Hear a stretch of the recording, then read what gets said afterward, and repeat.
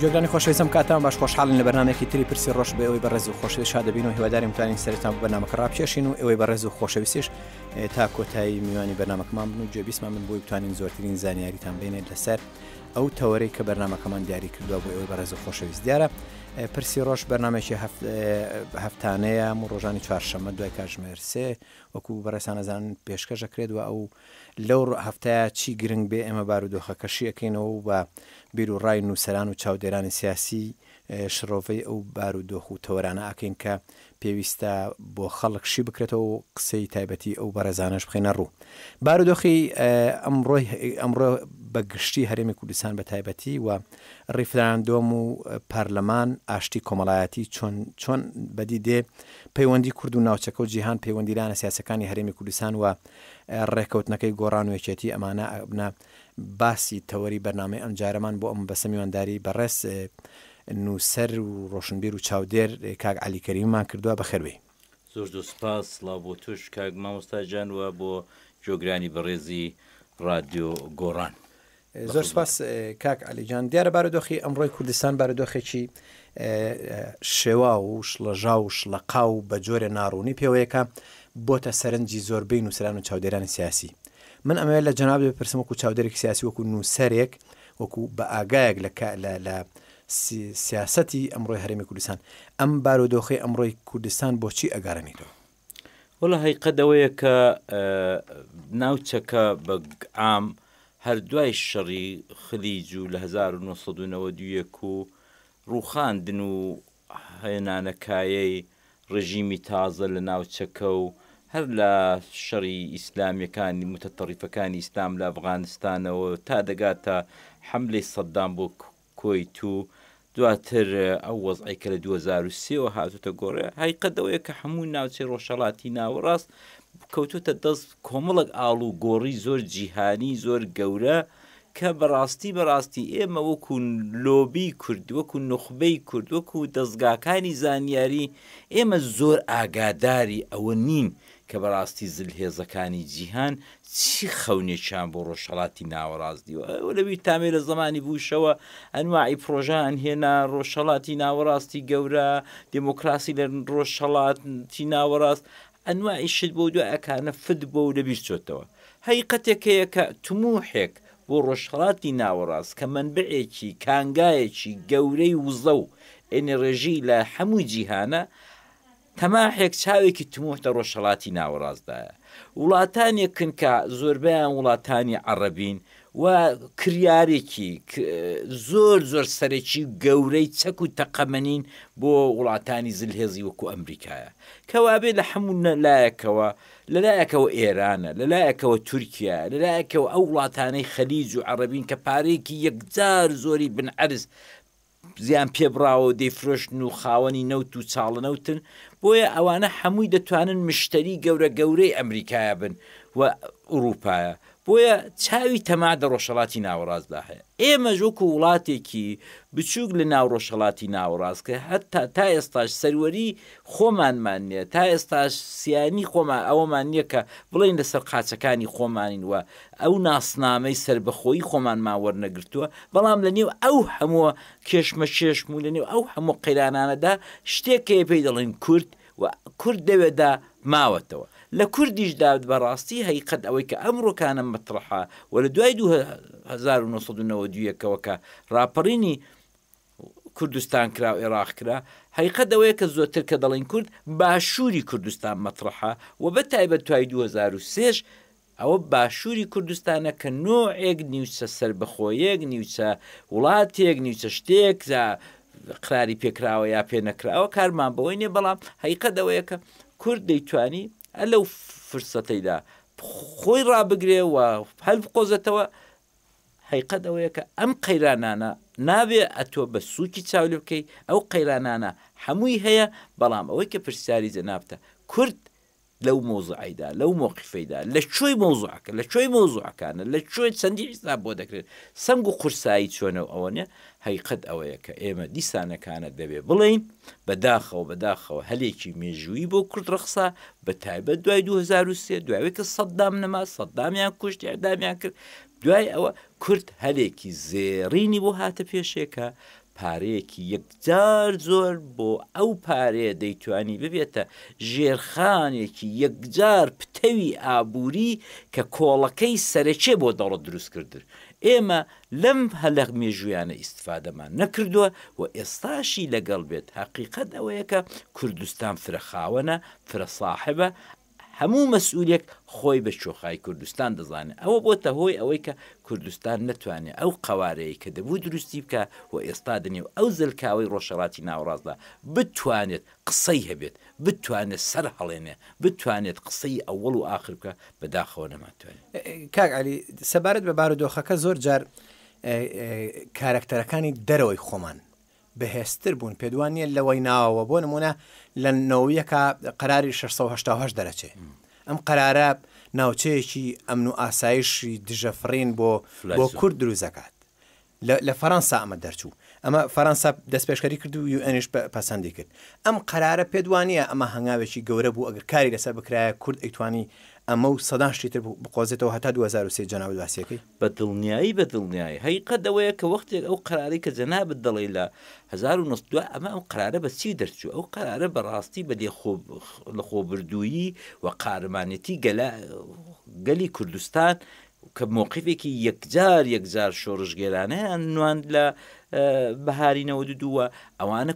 کۆسڕەوەکە گەورەکە کراوە، دنیای هێنا لەرزین، دنیا چاوی هاتە سەر کوردستان و ئەو قەرارە دەرچوو. ئەو قەرارە فعلەن شتێکی یەکجار گەورە بوو. بەڵام تۆ بزانە دوای ئەو قەرارەی کورد چی کرد؟ کورد لە باشووری یەکسەر دەستی دەیەخە یەکترنا شەڕێکی خێناوی زۆر قێزەوونی ناخۆش لە نێوان دوو هێزی سەرەکی کورد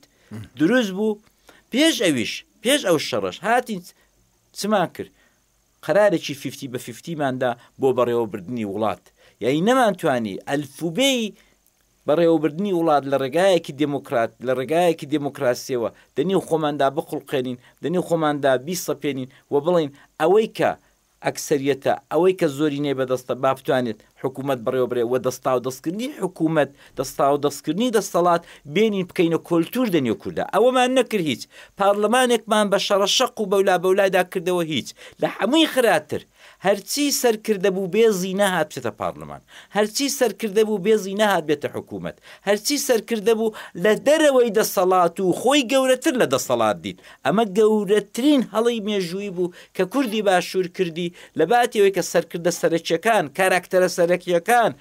ئەوانەی کە کاریزمایان دنیا و داخەڵدا بوو خۆیان هاتبان سەرۆکی حکوومەت بان، سەرۆکی پارلەمان بان، وەزیر بان، ئەندام پارلەمانمان هاتن گوتیان نا ئێمە لەوەی گەورەترین، ئێمە لەوەی گەورەترین وە نەچوونە ناو ئەوەی کە دەستدا مستەقیمەن خۆیان پێ دوایە بچوونە کارەکە گۆڕا بە جۆرەی تر بەدڵنیایی چونکە ئێمە لە ڕۆژی ئەوڵەوە هەموو شتێکمان بە سوچی چاولێ کرد. ئەوەی کە ئەمن نایم بەڵام ئەمن گەورەترم لە پارلەمان ناچم بمە سەرۆکی پارلەمان، ئەوەی کە ئەمن نایم بچم دە حکوومەتەوە بمە سەرۆکی حکوومەت، خۆم لە حکوومەت گەورتە دەبینم. ئەوە سوکردنی سیاسەتە، ئەوە سوکردنی دام و دەستگاکانی کوردیە، ئەوە بە سوک چاولێکردن لە ئیرادەی میلەتی کووردە لەلایەن سەرکردەکانەوە. ئەو بە سوک چاولێکردنە بەڕاستی ئێمە دیتمان لەنەوە دووی کە پارلەمان کرایەوە ئینتخابات کراوانە. دوای ئەوە قەید ناکە ئەوەش بە قوربانی چاویان نەبێت. ئەی دوای ئەوە چمان کرد؟ ئێمە دروست ساڵ و نێوەی نەبرد، گەورەترین و پیسترین شەڕی ناو خۆمان دەست پێ کرد. شەڕێک کە هیچ ڕەحم و مرەوەرتێکی تێدا نەبوو، شەڕێک کە ئەسڵەن بزەی تێدا نەبوو، شەڕێک کە لاوەکان پۆل دەکەوتنە خوارێ وەکو گەڵای پاییز هەڵدەڕژان لە نێوان یەکێتی و پارتیدا. ئەم بێڕەحمێ، ئەم شەڕە قێزەونە وهای کرد کە ئیرادەی میلەتی کوردی هەزار جار ڕووخان، ئیرادەی میلەتی کوردی ئومێد و هەموو هیواکانی میلەتی کوردی کردە قەترەیەک ئاو کردی بەبایدا. بۆیە میلەت ئەو هەست و ئەو شۆڕ و شۆقی کەجاران هەیبوو، ئەو مەبدەئی کەجاران هەیبوو وەختێک دیتی ڕۆڵەکانی لەسەر هیچ چوو خۆڕایی، لەسەر تەماحێکی زۆر سادەی حیزبی ئەوە ڕۆڵەکانی بەکوش دەچن. ئەتر ئەم شور و شۆقی نەما بەڕاستی میلەت. بۆیە ئەمە یەکێک لە پێدوانێک کاک عەلی میلەتیش دەستی تایە لە دروستکردنی ئەو تەنگژەیە لە گەورەکردنی و حیزبانە لەمانەوەی ئەم دەسەڵاتە بەم جۆرە. ئەزانی چۆنە بەعام ئەمە پرسیارێمە قسەی خەڵکامە زۆر دەکردێت. بەعام حەقیقەت ئەوەیە کە میلەتی ئەوریا، میلەتی ئاگا زەحمەتە کڵای بچێتە سەری. ئەمە ڕاستە، میلەتێک کە ڕۆژانە جەریدە دەخێنێتەوە، میلەتێک کە ڕۆژانە و مانگانە و هەفتانە دووسێ کتێب دەبێت تەواو بکە، وەکۆ میلەتانی کەستا پێشکەوتون لە دنیادا. بەڵێ ڕاستە میلەتی وریا سەرکردەی وریایی دەبێت، میلەتی نائاگا سەرکردەی نائاگاهی دەبێت. ئەمە ڕاستە. میلەت ئاوێکە، حەوزێکە، کانیاوێکە کە ئەو سەرکردانەی کە بنوچۆ پێیان دەڵین سەرکردە هەڵخڵاوی ئەو کانیاون حقیقەتێکەوەی، بەڵام لە عاست لە لایەکی دیکەوە دروست نقطە مقابلی ئەوەی ئۆپۆزیتی ئەوەی دەبێتە چی؟ ینی ئەویش ئەوەیە کە سەرکردەی باشیش سیستم و بەڕێوەبەری دروست و تەندروست باردێنێت، ینی سەرکردەی چاکیش میلەت چاک ڕەهبەری دەکات. خۆ لە هەموو دنیاە میلەت بە میلیۆن و دەیان میلیۆن و سەدان میلیۆن خۆ ناتوانن هەمویان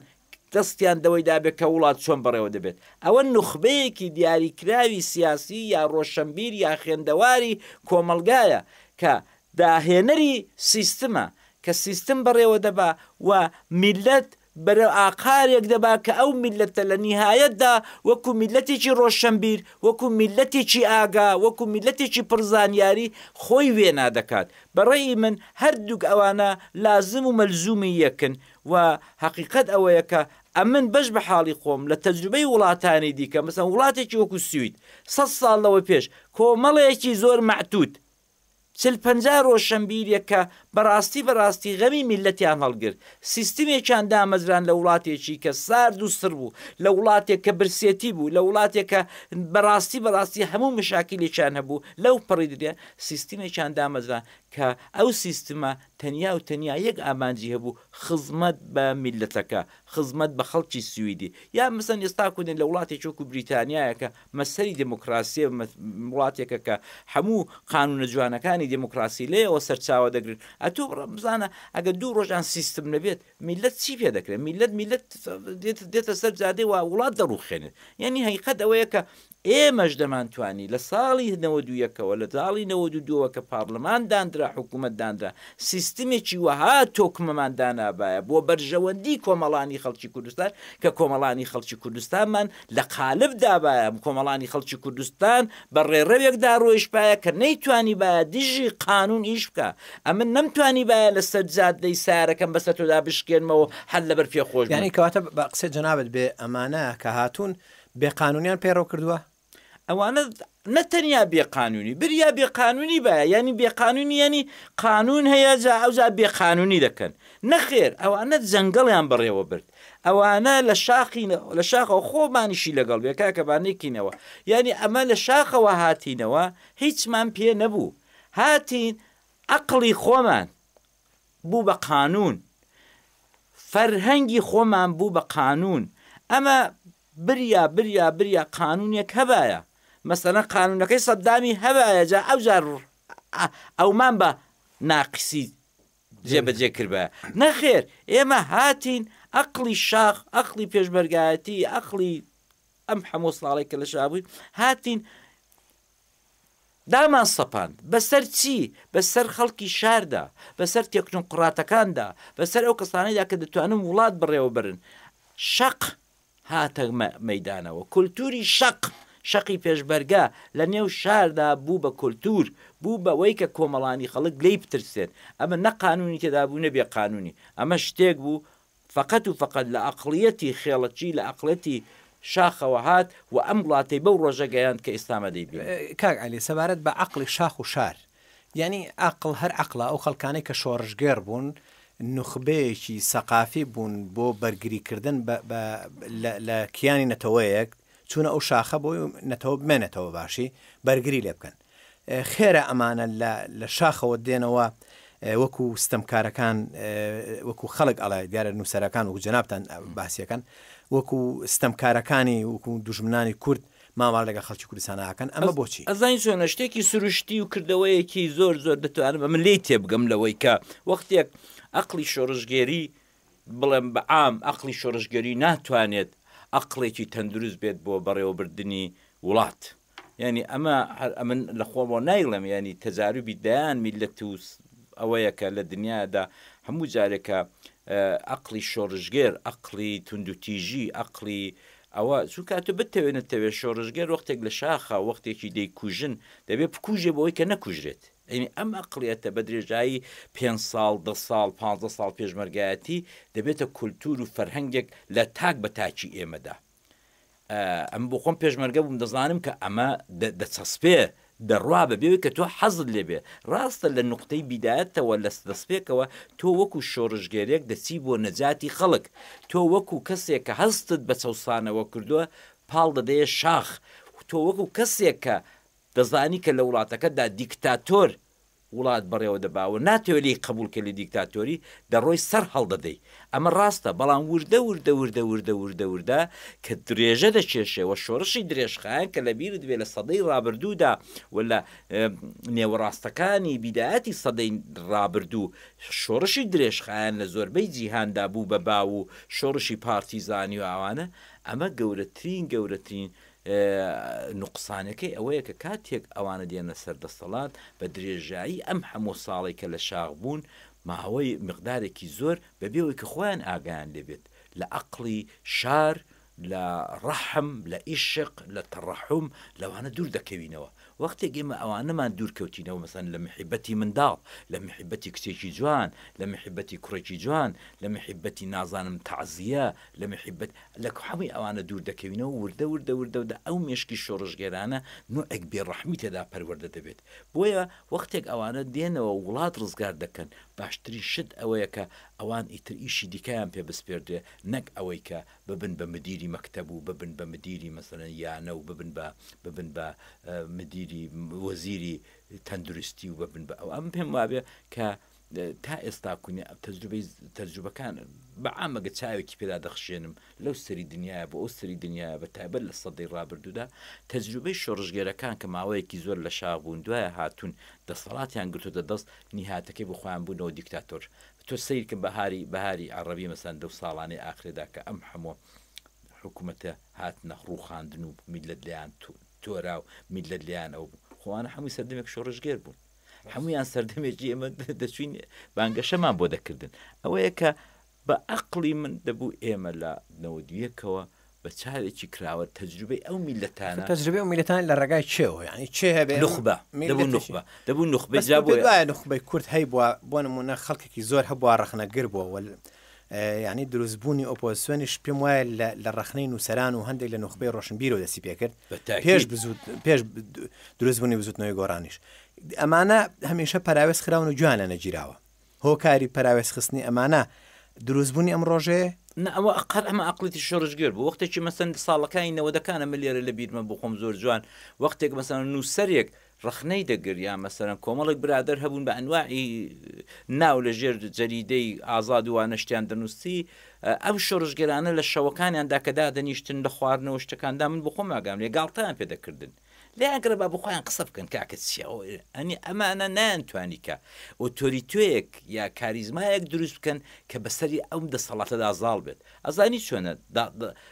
نووسەر و ڕۆژشەمبیر و ڕەخنەگر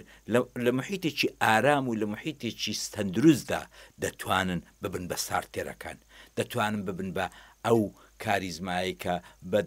بە چوار دێر لە سەر و شۆقەکەی خۆی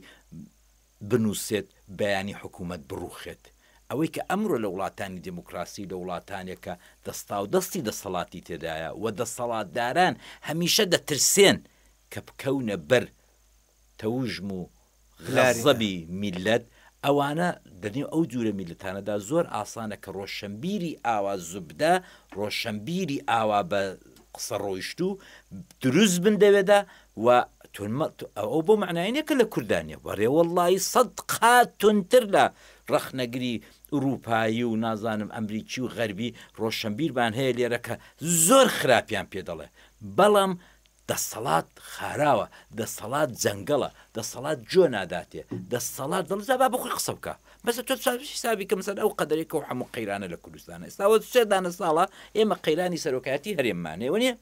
کاکە زۆر سادەیە لە هەموو دنیایەکدا کاکە سەرۆک ئەتۆ ماوەت بەسەر چۆ خواحافیزت بێ جگات چۆرکە بۆ ڕێگە بۆ ژێکێکی دیکە بۆ مرۆڤێکی دیکە جا شەڕی داعیشە شەڕنێوە چی بەوەیدا تۆ دەبینی مەسەرەن حتا وڵاتێک کە ئێمە پێمان بە دیکتاتۆرن میلەتێک کە پێمان وایە کە هیچ لە دموکراسی نازانن مەسەرە شیعەکان مەسەر مالیکی ئەمە پێم وایە کە ئەوان هەر زۆر دواکەوتون و زۆر ئەوەنەوانە بەڵام تۆ دەبینی لە جەنگەی شەڕی داعیشدا مالیکی کورسی بەجێشت و عەبادی هاتە سەرکار یعنی ئەمانەیان کردوتە بیان و حقیقەت ئەوەیە کە دەسەڵاتی کوردی یەک چەکی پێیە ئەویش مزایدەکردنە چونکە عەقڵی پێ نییە بە منتیق لەگەڵ من توی ڕۆشنبیر یا بە من توی ڕەخنەگر یا من توی ڕۆژنامەنووس قسە ناکە ئەوان دێن بە چەکی لێدان کاکە ئەمر کوردایەتیم کردووە ئەتۆ نەت کردووە کاچی برای ڕۆژنامەنووس ئەتۆ لەکوێ بووی کە من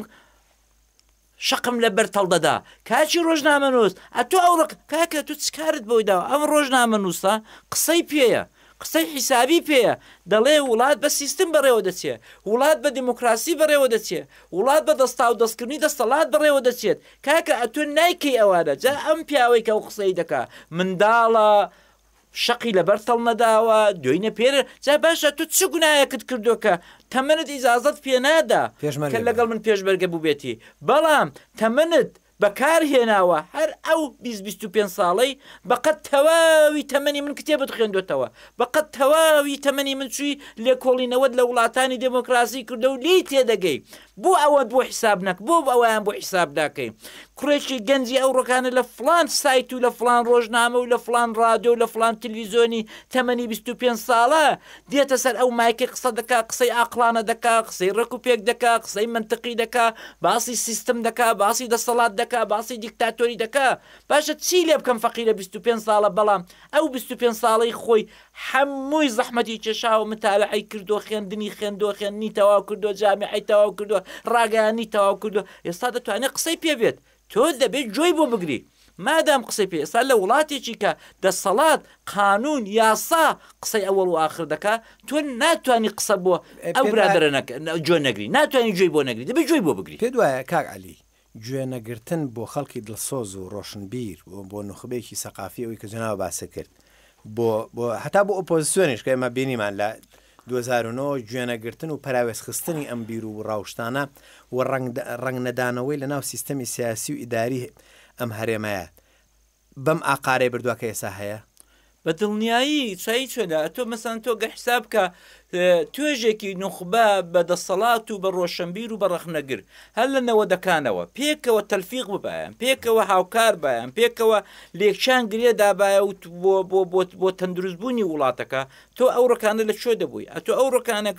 تیمێکی گەورەت هەبوو لە ڕەخنەگر لە نووسەر لە ڕۆشنبیر لە دەسەڵات کە پێکەوە دەیانتوانی هەرچی باشە بۆ کۆمەلگای کوردی بیکەن هەرچی باشە بۆ مناڵی کورد و بۆ تاچی کورد بیکەن بۆی کە وڵات بە تەندروستی بەڕێوە بچێت ئەو کات دەیانتوانی زۆر باش پلانیان هەبێ بۆ بەرنامەی ئۆکۆنۆمی بۆ ئابووری بۆ ژێرخانی ئابووری بۆ پیشەسازی بۆ زەراعە بۆ کشتتوکاڵ بۆ هەموو شتێک بۆ پەروەردە ئەگەر تۆ پێکەوە ئێستا ئیشتێک ئێستا ئەو ئێوە 12 کەس لەو ڕادیۆ ئەگە پێتان خۆش بێت پتانەوێ وەکو تیمێک پێکەوە کارێ بکەن بە دڵنیایی ڕادۆکە بەرەو گەشە دەبن بەڵام تۆ لە ژووری ستۆدیۆ بۆ خۆت بی ئەوی دیکە لە ژووری فەرمان بۆ خۆی بێ ئەوی دیکە لە ژووری دیکە بۆ خۆی بێ کەس خەتی کەس بخێنێتەوە ئەو معلومە ئەو ڕادیۆ تەفنیش دەبێ ئەو ڕادیۆ لە ناو دەسێت وڵاتی شەروایە جا بۆ دەڵم ئەو ڕادیۆ تەنانەت بنەماڵەیە کە بابێ کە و دایکێکە و دووسێ منداڵ ئەگەر کەس خەتی کەس نەخێنێتەوە کەس جۆ لە کەس نەگرێت چی بەسەری ئەو ماڵە ئەو ماڵە تووشی داڕوخان دەبێ ئەو ماڵە تووشی لەکەڵتر ترازان دەبێ دایک دەڕوا بەلایەکدا باب دەڕا منداڵ لە کوچە و کۆڵان دەرپێی دەدڕێ نازانم سەرچۆکی دەدڕێ وە کەس بە کەس نێەوە ئەو منداڵە ناتوانێت پەروەردەیەکی چاک بکرێت میلەت هەروایە میلەت حقیقەت ئەوەیە کە پێت دەڵم میلەتێکی 12 میلیۆنی میلەتێکی 6 میلیۆنی باشووری کوردستان وەکو یەک عایلە وایە ئەم عایلێ دایکی چاچی دەوێت بابی چاچی دەوێت برا گەورەی باشی دەوێت خوشکی گەورەی باشی دەوێت کە ئێمە هەموومان هەیە بەڵام هەموومان وەلاناوە سەبارەت بە ئەو تەوەرانەی کە هەمووی وەکو زنجیرە بەیەکەوە گرێدراون یعنی سەر تەوەرێکی تر هەر لەو زنجیرەیە ئەویش مەسەلەی سازشی کۆمەڵاتی یان سازشی سیاسی یان مزایدەی سیاسی بۆ ئەنجامدانی کارێکی قورس کە ئەویش بە لایەک و بە کەسێک ناکرێت ئەویش مەسەلەی ڕیفراندۆم و بانگەشەکردن بۆ سربەخۆییە کە لەلایەن ئێستا هەمومان نەزانین پارتی دیموکراتی کوردستان ئەم بانگەشەیە کات کە هەموو جەنابێشت باش زانین مێژووی دروستبوونی بزوتنەوەکان هەموو بزوتنەوە سیاسەکان لە هەر چوار پارچەی کوردستانە هەموو خەونێکی گەورەی هەمویان بووە وەکو مێژوو ئەڵێ کەمترین باس لەلایەن پارتی دیموکرات و بنەماڵی بەرزانیەوە کە باس کرا بێ باسی تا فیدراڵی و سربەخۆیش بووە. من ئەو پرسیارە لە جەناب دەکەم ئایا ئێستا لەم کاتەیە ئەم بانگەشەیە کە پارتی بانگەشەی بووەکە هۆکارەکەی چییە؟ هەیقەتەوە یەکەم باسی قسێکم کرد لە پێشەکی بەرنامەکەدا کە بەحسێکی گشتیمان کرد لە پێشەکی بەرنامەکەیدا ئەویش ئەوەیە کە ئێمە فێری ئەوە بووین کە چونکە عەقڵ و مەنتیقمان پێنێ وەکو دەسەڵات چونکە ناتوانین بە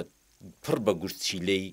کۆمەڵانی خەڵک ئیقناع بکەین هەمیشە دایم لیان دەشارینەوە هەمیشە دایم درۆیان پێ دەڵێن هەمیشە دایم کڵاویان دەقینە سەری هەمیشە دایم بە هەڵەیاندا دەبین بۆیە هەمیشە دایم کۆمەڵێک مبەڕیر دێنینەوە کە هیچی بەسەری چەوەنیە مەسەن یەکێک لەو شتانەی کە بەڕاستی بۆتە بازاری گاڵتەجاری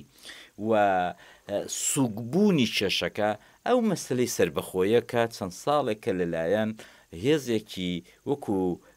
وەکو پارتی دموکراتی کوردستان کە بەڕاستی حەقایتر بۆ خۆیان ئیقراریان پێ کردووە کە نەڵێن پارتێکی سیاسی وەکو حیزب بنە ماڵەیەکن کە تەنانەت هەرە گەورەکانی نا ئەو حیزبەش دەڵێن ئێمە مچووکی مناڵێکی ماڵی بارزانین بچووکی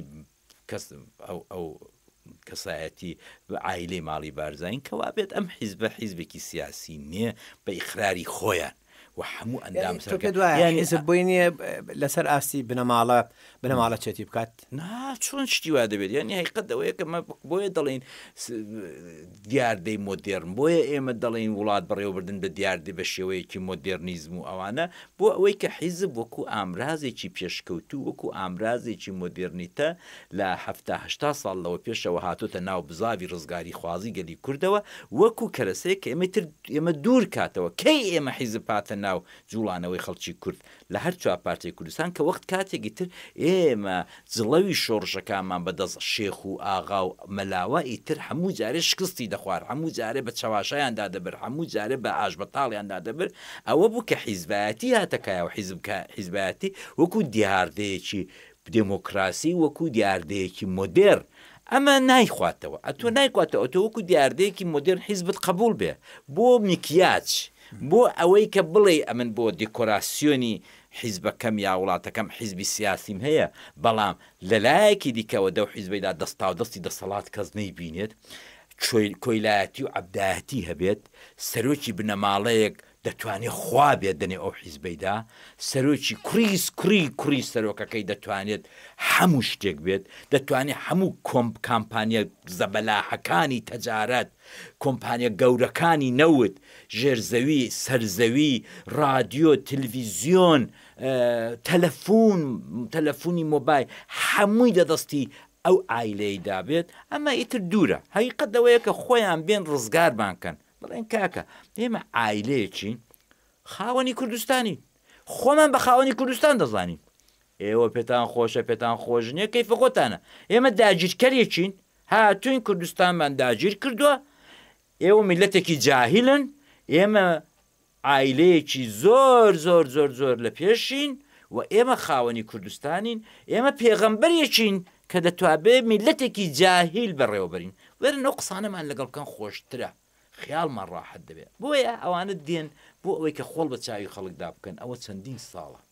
کەسێک دێ داوای سربەخۆیی دەکا و خۆڵی سربەخۆیی بە چاوی مندا دەکات کە خۆی دژی سربەخۆیی بووە بە درێژایی ڕابردووی ئایلەکان عشیرەتەکان و بە درێژایی ڕابردووی حیزبەکان تو مەسەن سەیر کە ئێستا کوونێ چەند میلیۆن کەس لە بیرەتی ساڵی 92 کە پارلمان کراوە هەر ئەم حیزبەی کە ئەو ڕۆ دەڵێت ئیلان و بیلان بەبێ مەشوەڕەت لەگەڵ ئەوانی دیکە بەبێ گەلە کۆمەجی هەموو میلەتی کورد ئەمن سربەخۆیم دێ کاکە ئەتۆ هەموو بەهاران هەموو ساڵە دەی دەڵێ سربەخۆی دوایەکانە جایا دەچی بۆ بەغدا دەسازە یا تورکیای ئۆردۆغان هەڕەشەیەکن لێ دەکاو دەچێەوە قاوچی خۆتەوە ئەمە نابێت سربەخۆی ئەوەندە سوگنیە کە ئەوان ئاوس بە سوچی بۆچی کاک عەلی پێ دوایە ئەم شعارە بەردەوام بۆ خستنە بەرگوێی خەڵک هۆکەی بۆ چێگەڕێن تۆ لایەن ئەوانە معلومە بۆ ئەوەی کە کۆمەڵێک گەندەڵکاری کۆمەڵێک چاواشەکاری کۆمەڵێک پیسایەتی بشارنەوە پێم کوتم سربەخۆیی بۆتە شتێک کە میلەتی کورد زۆری بەلاوە مقدسە حەقیقەتەوەیە کە بە درێژایی زیاتر لە 100 ساڵ میلەتی کورد خێنی ڕشتۆ خانووی ڕووخاوە ئەنفال کراوە کیمیاباران کراوە لە هەر چاپاتی گوزار بۆ کیانێکی سربەخۆ ئەو کیانە سربەخۆیە زۆر سادە ئێستا تۆ دەبینی سا لە تۆڕی کۆمەڵایەتی فەیسبوک و تۆڕی کۆمەڵایەتی ئینترنێت خەڵەکەی هەر ئاگای لێنێ لە باشووری کوردستان سباسە مەسەنە لە دیوی ڕۆژهەڵاتەکەی من بەڵام دڵە کاکە بە خاتری خوای واز بێنم با کاک مەسعود سربەخۆیەکەمان بۆ ئێلانکە بە خاتری خوای دەوڵەتمان بۆ دروستکە کاکە وان نییە کورە کاکە دەوڵەت ئاوا دروست ناکە دەوڵەت بەبێ پلانێکی تۆکمەی ژیرانەی بە بەشداری هەموو پسپۆڕ و متەخەسیس و ئەو دڵسۆزانەی میلەت ناکرێت بەبێ موسسات ناکرێت بەبێ ژێرخانی ئابووری ناکرێت پێ دوایە عەقڵی خێڵ کە ئێستاوی جەنابە باسەکرێتت ئەمە خێڵ و بنەماڵە ئەوانە لە سەردەمەی مۆدێرنایە لە ئێستای دنیای پێشکەوت و شارستانی و دنیا جاران ئەو بابە گوندێک ئێستا بووە بە شاشەیە لە بەردەمدا لە مۆبایلێکە لە شاشەیەکی بچووکی مۆبایلێکە دنێتە پێ دوایە ئێستا لەم هەموو دنیا تەتەورات هەیە بنەماڵەیەک بیەوێتە حەکوم بە عەقڵی خێڵ عەقڵی هۆز عەشرەت ئەوان دەوڵەتی مدرنان ناوێت کە مامۆستاجان ئەوە هەیقەتێکە خۆ من 2-3 جارم باس کردووە لە کۆمەڵە لە بەرنامەکەم لە ئاخر سیمینار لە لەندەنێ زۆر بە وردی ئەوەمشی کردەوە کە دەوڵەت و نەتەوە وەکو دیاردەیەکی مۆدرن ئەو دەوڵەتانی کە تۆ دەیبینی ئێستا کونی ئەوە دەوڵەتی ئێرانە دەوڵەتی ئەفغانستانە دەوڵەتی عێراقە دەوڵەتی هۆڵەندایە دەوڵەتی هەموو ئەو دەوڵەتانی کە لەسەر ئەساسی نەتەوە و لەسەر بنەمای هاوڵاتی بوون لەسەر بنەمای هاوڵاتی بوون دروست بوون ئەمانە دیاردەی سەردەمێکی مۆدێرنن ئەمانە دیاردەی سەردەمی عەقڵ و سەرمایەداری و پیشە سازین یعنی کەوابێت ئەمە دەوڵەت و نەتەوە لە سەردەمی فۆدالی و خێڵ و دەرەبەگایەتی عوسمانی و سەفەوی و ئیمپراتوری نەمستعمەرانەدا دروست نەبوون ئەو کات بڵێ دەسەڵاتێکە بوو پێیان دەکوت حکمی مەسەلەن بنەماڵەی سەفەوی حکمی مەسەلەن عوسمانیەکان حکمی مەسەلەن تزار حکمی مەسەلەن لوویەکانی فەڕەنسا حکمی نازانم پادشاکانی بریتانیا ئەمە بە دوای یەکدا هەمووشان دایان کوت پادشا سێبەری خوایە ئەم کات عەقڵێتەکە وابوو ئەمە دەگەڕێتەوە بۆ 300-400 ساڵ لەوەی پێش دەگەڕێتەوە بۆ بەلانی کەمەوە ئاخر ئەوەی ئەو سیستمە لە 230 ساڵ 40 ساڵ لەوە پێش کە شۆڕشە گەورەکەی پاریسە کراوە فەڕەنسای کراوە ئەوە حکم بووە بەڵێ ئەو کات حکمی دەکرد سوڵتانێک حکمی دەکرد دەرەبەجێک حکمی دەکرد شایەک حکمی دەکرد بەڵام کاتێک مدرنە هاتوتەوە ئەو پیشەسازی ڕشتی کردووە و کلیسەکان چوونەوە ناو کلیسەی خۆیان و دەستیان لە دەسەڵات هەڵگرت و هەمووی ئەو مەسەلەی سێکۆلاریزم و مافی هاوڵاتی بوون بوو بە بنەمای دەوڵەت نەتەوە و بوو بە بنەمایەک بۆ دروستبوونی ئەو هەموو دەوڵەت و نەتەوانەی کە حتا لە ناو ئێمەش دوای حربی عالەمی یەکەم لە 1920 بەولاوە بەتایبەت عێراق و سووریا و نازانم ئەم وڵاتانە دروست بوون ئەمە دیاردەیەکی مۆدێرنە ئەمە کاری خێڵ و بەگنە تۆ مەسەن تۆ دەبینی دۆنیەکانە مەسەن لە پاریس ماکرۆنێکی 39 ساڵە دەبێتە سەرۆ کۆمار وەنێ ئەمە ئیتر لە خێڵ و دەرەبەک چوو دەرێ یان ئەمریکا هەڵژار هەمووی ئەمریکا هەموو 4 ساڵ ئەو دەسەڵاتە گەورە بزانم ئۆباما دوین و پێدە تەواوی لە دنیا گەورەتر بوو یەک زیە شەوێک بە یەک شەو کوتی من چوومەوە ماڵە خۆم و خواحافیز و خواحافیز دوێنێ پێرە دڵناکە کە تەقاعودەکەی مشکلەی هەیە نازانم یعنی ئەوەکو هاوڵاتێک چۆوە ماڵە خۆی لێرەدا ئەوەی کە ئێمە حاڵی بووین تا ئێستا لەم کوردستانی باشوور کوردستانەکانی دیکە خۆشبەختانە وانێت خۆشبەختانە ئەم دەورانی فۆئۆدالی و دەورانی دەرەبەگایەتی چ لە باکوور چ لە ڕۆژاواکەوە دەیبینی دێمەستدەینە سەر ڕۆژاوە و چ لە ڕۆژهەڵاتیش ئەمە بەسەر چۆ یعنی سپەودووی کەسێک ناتوانێت لە ئەحزابی کوردستان لە دموکرات لە کۆمەڵە بێت بڵە کاکە ئەمن خاوەنی کوردستانم هەر بەبووچی دەبن هەر کەسێک بێلسپێن لە ڕۆژهەڵات یا ئەوڕۆ لە باکووری کوردستان بێ بڵە ئەمن ئاغای کوردستانم یا دەرەبەجی یا سەرۆک عەشیرەتی بارزانم یا ئەوانە بەبووچی دەبن شتیوان نییە ناتوانێت ئەوە بکات بەس لە باشوور پێدوانێ ئەو حکومە بۆ ئەوەی کە ئێستا باسی پارچەکانی تر بکەین جگە لە ڕۆژ ئاوا ئەمە حکومێکی دوورە چێڵێ هەمان ئەزمموی خراپێت نابێت بنەماکانی سیستمی دەرەبگایەتی سیستمی فۆئۆدالی هەر لە زمانی شای ئێرانە لە ڕۆژهەڵاتی کوردستانە دەقەبرێنرا ساڵی 1962 شا ڕفۆرمێکی کرد شۆڕشێکی کرد پێی دەڵەن شۆڕشی سپی کە ئیتر تەواوی ئاغای چەک کرد تەواوی ئاغای بردەوە خاوجی خۆی و عەرزەکانی لێستاندن تەن گەورەترین چەکی ئاغای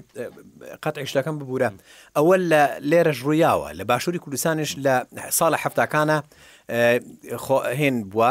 یاسای دابەشکردنی زێویزار ئەمە جارێکی تر ئەو کاتە ئەمە دەرچوە لە سەردەمی نەچووباری جەبەجێ بەڵام لە کوردستانیش ئەوە بینیمان فیودالەکان چیان بەسەر هات بەڵام تۆ ڕاپەڕێنێک کردووە لە نەوەیەکە جارێکی تر تەوژمێکی نوێ ژیانێکی نوێ شۆڕشێک لە شاخەوەیێتەوە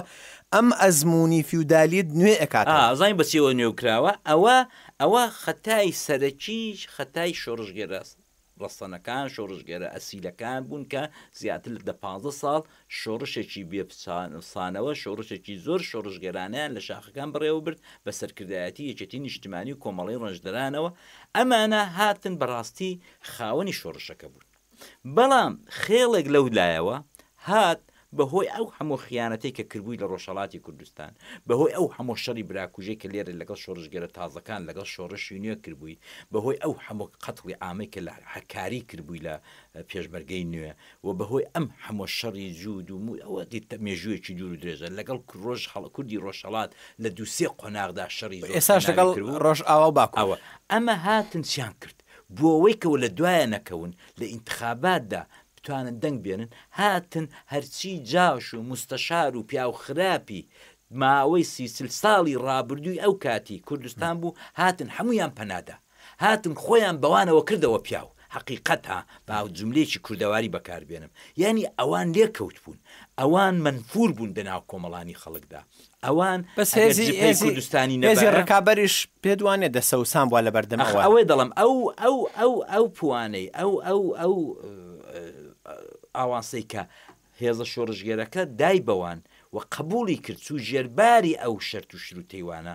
ئەوان فێڵێکی گەورەیان لە هێزە شۆڕژگەرەکە کرد ئەوان چوو بۆ ئینتخاباتێکی ئازاد بەڵام ئەوان لەو لاوە فێڵی گەورەیان کرد ئەو جاشانەی ئەو مستەشارانەی ئەو ئەنفالچیانەی کە دەبوو لە خسووچێک ناڵم کوشپاتانە نا باشیان کردیان کوشت بەڵام دەبوو لە سووچێک دایان بنیان حتا دەمرن ڕوسواکرێت حتا دەمرن هیچ ئیشێکیان پێ نەسپێردێت هاتن بوونەوە بە مەسوول ئێستا من لێ وڵاتی خۆمان ئێوەی ڕۆژنامە و 100 جارتان باس کردووە بکوژی خەڵکی وەکو مامەڕیشە مەعاشەکەی لە ژنی مامەڕیشەی زیاترە بکوژی پێشمەرگەی قارەمانەکانیش ساڵانی هەشتاکان مەعاشەکانیان دیوەخانەکانیان هەموو شتێکیان لە پێشمەرگەکان زیاترە ئەمە ئەو کارە بوو ئەو سازشە بوو کە بەداخەوە هێزێکی شۆڕژگەری وەکو یەکێتی نیشتیمانی کوردستان کە دەبێ بیڵین بەڕاستی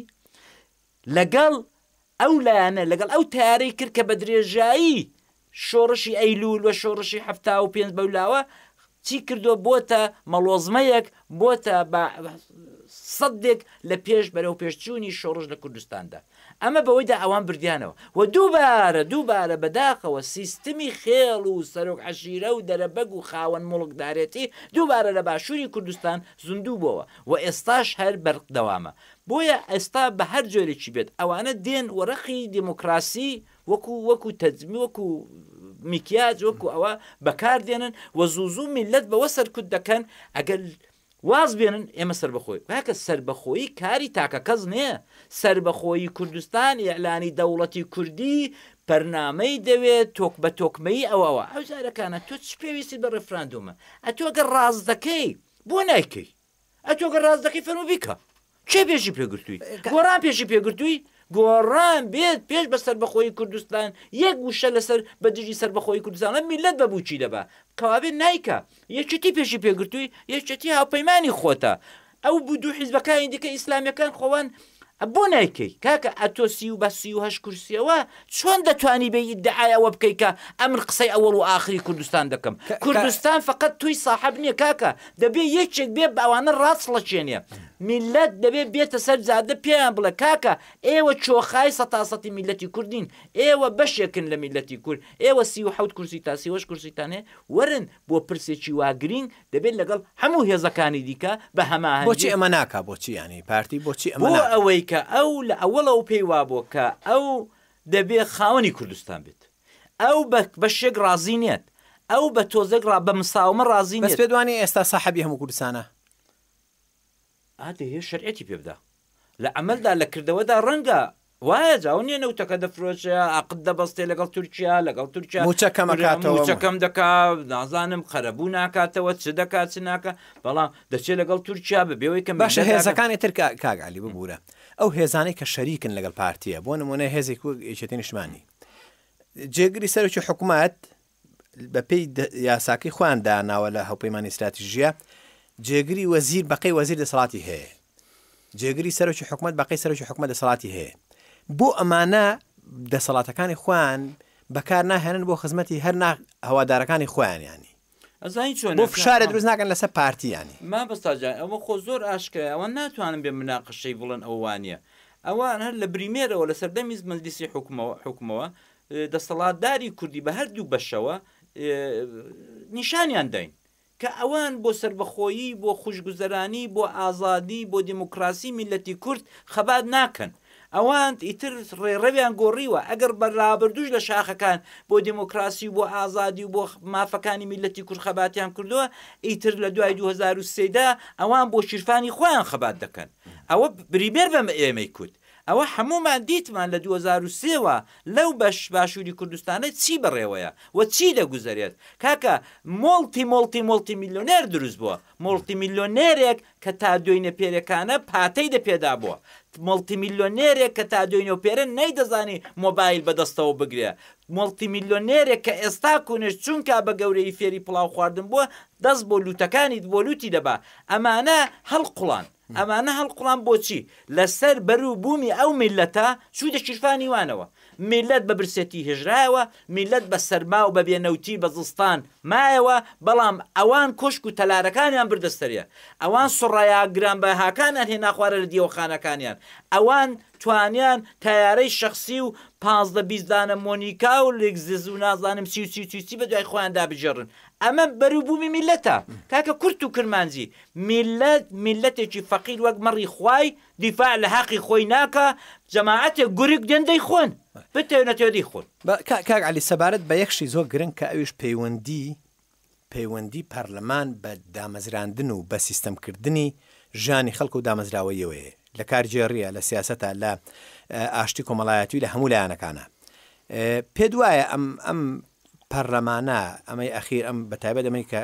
کابینەکەی تەشکیل کرد ئەوەی کابینی هەرشی تەشکیل کرد پێ دوایە جێ ئەوە بوو کە بتوانێت دەستکاری سیستەمە ناجۆرەکەی کوردستان بکات نەزانی چۆنە ئەم پێم ما بە ئێستاژیز ناکرێت ئەو دەمیش نەدەکرا ئەرە ئەو دەمیش بڕوان پێ بووە من دەزانم هەر بەتایبەت هاوڕێیان لە بزوتنەوەی گۆڵان لە ڕاو بۆچوونی من ئاگادارن ئەم پێم وابوو دەبوو ئەوانە بە زۆر بتوانین ئێمە بە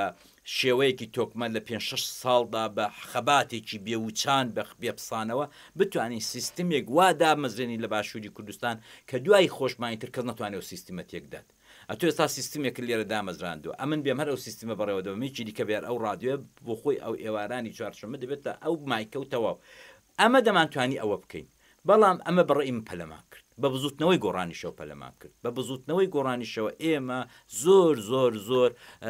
سەرلەقەمان کرد بۆ دەسەڵات ئەوە نییە کە ئەمن خۆشگوزرانیم هەبێت دەسەڵات ئەوە نییە کە من وەکو مدیر عام و وەزیر بچم لە دەسەڵاتەوە و ئەمن لە جیاتیەوەی کە دوێنێ پێرە برازیلێکم دەبن پێیدا بوو ئەو زار لیگزیزێکم دەبن پێیدا بێت یا مەسەرەن دوێنێ پێرە لە خانوێکی کرێدا بووم ئێستا مەسەرەن لە گوندی ئینگلیسی و لە گوندی نازام ئیتالی و لەچی وێلام هەبێت ئەمە چاواشەیە ئێمە دەبێت لەگەڵ میلەتەکەمان بسازین لەگەڵ میلەتەکەمان بڕۆین پێ بە پێی میلەتەکەمان ئێمە دەبوو جارێ ڕاوەستا بین حقیقت ئەوەیە چوونی ئێمە بۆ دەسەڵات لە 2013 گەورەترین هەڵی ئۆپۆزیسیۆن بوو کە کردی ئەمە ناتوانم بتوانێت بەو دووسێ مانگەی کە ماومانە بۆ هەڵبژاردن یا ئەسان هەڵبژاردن دەکرێت یا ناکرێت کە پێشم وانێ بکرێت گۆڕان بتوانێت قەرەبووی ئەم کارانە لە 2023ەوە ئەم هەڵە گەورەی لە 2023 کردوێتی قەرەبووی بکاتەوە یان نەکاتەوە بەڕێی من زەحمەتە قەرەبووی بکاتەوە بۆیە گۆڕان وەکو ئۆپۆزیسیۆن باە و بێڕەحم باە و کوتابای مەعەدەل و هەمیشە و دایم چەکوچێک باە لەسەری ئەم دەسەڵاتە و وای کردبایە لە 2017 کە ئاوامان کردەوە 2017 هات ئێستا لە 2017 داین ئەو دەمتوانی بای بە 45 کورسی هاتبا لە پارلەمان قسەی ئەمان هەمیشەکە علیێوارن ئەڵێن لەم وڵاتەیە هەڵبژاردن و دیموکراتی قیمەتی نییە چونکە بۆ سنوورکە ئاگۆڕێ ئەحمەد لە بابە زۆر باشە وەختێک ئەوەمان بە تاقی کردەوە 45 کورسی ئەوان حرمەتیان بۆ 45 کورسیش دانەنات و ئەوان ڕاستەکە قسە ڕاستە من ئەوەم دەیان جاریش باس کردووە ئەگە ئەوان 5 کورسیش بێنن مادام ئەو میلیشیا گەورەیان هەیە مادام ئەو هێزە تۆپخانە گەورەیان هەیە ئەوان دەسەڵات نادەن کەوابێت ئەو دەم ئێمە دەبوو چمان کردبایە میلەتمان بۆ شۆڕشێکی جەماوەری ڕاپەڕینێکی ئەمجار ڕاستەقینەی ناوخۆمان میلەتمان ئامادە کردبایە ئاخر ئەگەر ئۆپۆزیسیۆن میلەت بۆ ڕاپەڕین ئامادە نەکا کاکە بەم توی ڕۆژنامە نووس ڕاپەڕین ناکرێت بەس هەلو مەرجەکە پێدوانیە مؤهل نەبوو بۆ ئەوە با ئێستاش بۆ نەبووە کاکە ئەتۆم دەڵم ڕاوەستابی لە 2013 وەستابای خۆت ئامادە کردبایە بۆ کورسی زۆرتر بۆ دەنگی زۆرتر وە بۆ تەشکیلەی ناو ڕیزەکانی میلەت ڕیزەکانی میلەتت فتە و کردبایە ڕیزەکان ڕێخستنێکی بە قووەتە دەنێو میلەتدا دروست کردبایە وەکو مەعارەزە ئەو جار هاتپای بۆ ئینتخابات لە ئینتخاباتدا قسەکەی تۆ 90 واوێ دەچووکە ئەوان ملیان بۆ دەتیجەی ئینتخابات و هەڵبژاردن ڕانە دەچێشە و دایانکود ئێمە دەسەڵاتینی و ئێمە وڵات بەبێ ئێمە بڕێ ناچێ و ئێمە هێزی پێشمەرگەین و یا شەڕێکی دیکەی وەکو داعیشان دروست دەکرد و ئیتر قەیران بە دوای قەیراندا بدروستکە بۆ ئەوەی کە بژی قەیران دروستکە بۆ سپینێت قەیران دروستکە بۆ دووسپەت ئەم سیاسەتیان بەکاردێنە بەڵام ئەو دەم تۆ ئامادە بووی دەنێو میلەتدا کە یەکجێ دەستکەی فەرمانی ڕاپەڕینێک بدەیت کە تەخت و تارازیان بلەرزێنی کاک علی کاتەکەمان زۆر کەماوە پێم باشە تەوەرێکی تر لە باسەکەمان ئەویش خەڵک ساڵە پێش ئێستا ساڵە و شتێک پێش ئێستا ئومێدێکی زۆری لەسەر ڕێکەوتنی نێوان بزوتنەوەی گۆڕان و یەکێتی نیشتیمانی کوردستان هەڵچنی بوو لە ماوەی ئەم ساڵایە لە سەرەتای ئیمزاکردنی ڕێکەوتنەکەشە بەڕێز نەشۆ مستەفا وتی عیبرەت لە جێبەجێکردندایە پێ دوایە کاک نەشوان زانیوێتی کە جێبەجێ ناکرێ یان ئاماژەیەکی پێیاوە یان بۆچی جێبەجێ ناکرێت نا کاک نوشیوان بەڕێی من زۆر ئومێدەوار بوو بۆیش کردی خۆ گەزانی بای بۆی جێبەجێنبار نەداهاتەوە هەموو هەڵاو گرمەی بکابچێتە لای مام جلالوانە بەڵام ما کاک نوشیوان زۆر ئومێدەوار بوو کە هەموو تیارەکان هەموو باڵەکانی ناو یەکێتی بێنێت لەگەڵ هەمووان بسازێت چونکە من خۆم بەجۆی خۆم بۆ خشتێم لە ڕێخەری گشتی بیستکە ئەو نایهەوێت لەگەڵ باڵێک یا لەگەڵ دندووچێک یا لەگەڵ لەتکە باڵێکی یەکێتی بسازێ ئەوانی دیکە دنێ خواندا لێیان بێتە شەڕی براکوژی ئەمن ئەوم بۆ خۆم لە خۆیم بیست ئەو ویستی کوتی وردە ینی 2 ساڵیش بوو لە 2013ەوە خەڵکی وەکو ئێمە زەختی لە کاگنوشوانی دەکرد کە بابە لەگەڵ یەکێتی بەوە یەک دەنا باڵانس لە کوردستان تێک دەچێەوە تێکیش چوو بوو کاگنۆشیروان ئومێدەوار بوو کە بتوانێت لەگەڵ یەکێتی ئیتفاقەکەی بۆ سەر بێت بەڵام کە ئەو قسەی کرد گومانیشی هەبوو چونکە برادەرەکانی خۆی براکانی خۆی لە ناوێکێتیدا زۆر لەم نوتۆ باشتر دەناسێت و دەشیزانی لە 2023ەوە پارەیەکی زۆر ڕژاوەتە نێو هەموو بەرو دەستگاکان و تاکەکانی ناو ئەحزابی کوردی و دەنێو یەکێتیشدا کۆمەڵی خەڵکن کە بەرژەوەندیان دەوەدایەک هەر کەسە بۆ خۆی جەنگەڵ بێت لەو جەنگەڵستانەی کە هەمانە ئێستا وە پێشتری ئیتفاقیەکە شەمان بوو کۆمەڵێک باش برادری یەکێتی برادری ئەولاولای لێی دەخۆن و بۆیە دێن کارشکەنی دەکەن لە بۆ بەرەو پێشچوونی ئەو ئیتفاقی استراتیژی کە بەڕێی من بۆ خۆم یەک لەلایەنگرانی سەرسەختی و ئیتفاقی ئێستاشەم یەکێتی و گۆڕان کە ئەگەر ئەو ئیتفاقیە نەبێت ئێمە لە ناوچەی سلەیمانی و میلەتی ناوچەی سلەیمانی ناوچەی سەوز و نیلی زەرەرێکی یەکجار زۆر دەکا و وردە دەسەڵات ئاوایە زۆر هێژمونی دروست دەکات دەسەڵات حتا دەسەڵاتی قەزافی دەسەڵاتی حوسنی مبارەک دەسەڵاتی شای ئێران سەدام حوسێن کاکە دەسەڵات هەمیشە و دایم ڕێگای بۆ کراوەیە بۆ هێژمونی دروستکردن ماڵی بارزانیش ئێستا ئەگەر ئێمە ئاوا بێخەم دانیشین وەکو گۆڕان و یەکێتی ڕێگایان بۆی قیر دەکرێت ڕێگایان بۆ ساف دەکرێت بۆەوەی کە وردە بێت ببنە ئەمری واقع وردە کۆمەڵانی خەڵکی وردە بورژوای ئەمە چێ هۆکارە بۆ ئەوەی هەم جێبەجێ ناکرێەوە هەم ئەو هێزا کە هێزی بنەماڵەیەکەوە پێشتر ئاماژت پێەیە ببێتە ئەمری واقع لە کوردستانە و چی بوێ بیکات. بەڕێی من گۆڕان و یەکێتی هەرچیان خەتابارن، گۆڕان و یەکێتی هەرچیان دەبوو زۆرتریان حەولدابایە، بەڵام لەناو گۆڕان و یەکێتیشدا تاکەکان تەسیری یەکجار گەورەیانەیە. کۆمەڵێک تاکەن ئەگەر گۆڕان و یەکێتی ببنەوە یەک ئەوان نابنە هیچ. ئەمە مشکلەی گەورەیە، ئەمە مشکلەیەکی گەورەیە کە ئەتۆ بتەوێنێتەوێ گۆڕان و یەکێتی ببنەوە بە یەک کۆمەڵێک برادر لە دەور دەکەون، کۆمەڵە خەڵکن ئەسەن حسابیان بۆ ناکەن وردەوردە، چونکە ئەوە نەبوون، ئەوان کاتێک بوون بە دەسەڵات لە نەبوونی قەحت لە نەبوونی کەسایەتی باش چ لە ناو گۆڕان چ لە ناو یەکێتیدا ئەوان هاتوونە سەرێ. دەبێت وەختێک ئەوانە بێن ئەو بۆشایانە پڕ دەبێتەوە. کۆمەڵە خەڵکی باش لە ناو یەکێتیدایە، کۆمەڵە خەڵکی باش لە ناو گۆڕاندا ئەوان جێگا دەگرن لە نوقتەی هەرمی دەسەڵاتدا. بۆیە کۆمەڵی خەڵک ئێستا کوونێ نایان هەوێت، کۆمەڵی خەڵک کە دزن، کۆمەڵی خەڵک کە گەندەڵن نایانێ. بۆ چونکە ئەگەر ئەم یەکێتێ ببێ ئەوەی کە کاگنوشیوان بەرنامەی بۆ داناوە، ئەوەی کە لە پارەکانە لە هۆتێلەکەی شاری جوان ئاهەنگی بۆ جێڕا، ئەوە بە دڵنیایی کۆمەڵە گەندەڵ ئیتر دەبێت کوردستان چۆلکەن. کۆمەڵە گەندەڵ ئیتر ناتوانن بە کەیفە خۆیان نەوت بفرۆشن، کۆمەڵە گەندەڵ ناتوان بە کەیفە خۆیان دزی بکەن لە بەری بوومی میلەت. بۆیە دەبێت ئەوانە بەڕاستی ئەو ریسکە بکەن با دڵی جەماعەتێکیان لێ بێشێت، بەڵام دەبێت ئەم یەکێتێ دروست بێت. بەڵێ کاک عەلی دوا قسەی خۆ لە یەک دێڕا ئومێدی ئایندەی کوردستان هەرێمی کوردستان چۆن نەبینیتەوە؟ ئەمن بەداخەوە قەدرێکە زۆر خۆشبین نیم، قەدرێکە بەڕاستی چونکە ئیتر ڕووی واقعی سیاسەتی دەسەڵاتداری هەرێمی کوردستان بۆ کۆمەڵانی خەڵک ناسراوە. ئەوان کۆمەڵک تاڵان چین، کۆمەڵێک گورگن کە بەڕاستی میلەتێکی فەقیر و هەژار دەخۆن. دەبێ میلەت بێتە سەرخەت، دەبێ میلەت دەستکا بەڕاپەڕین، دەبێ میلەت کارێک بکاکە چیدی کە ئەم دەسەڵاتە بۆ گەنە لەسەر کار نەبن و بتوانن بۆ خۆیان بەر و زیندەجێکی ڕاحەت بۆ خۆیان دروستکەن. من حەز دەکەم ئەوان زۆریان خۆ بە قووەت کردو، دەسەڵاتی بۆ گەنی ئەو ڕێی هەرێمی کوردستان زۆری خۆ بە قووەت کردووە و پێشم ما بە خەباتێکی دوور و درێژمان لە پێشە بۆ لە ناوچوونیان. بەڵێ دەست خۆش بێ. سوپاس بۆ کاک عەلی کەریمی نووسەر و چاودێری سیاسی. خۆشەویستان لێرەدا بەرنامەی پرسی ڕۆژ کۆتایی هات ڕێزی ئامادەکار و پێشکاری بەرنامە ڕەوڤالانی هاوکارم چیا قبول و فەرمون کاتێکی خۆش بۆ وتان خواتان لەگەڵ. زۆر سپاس.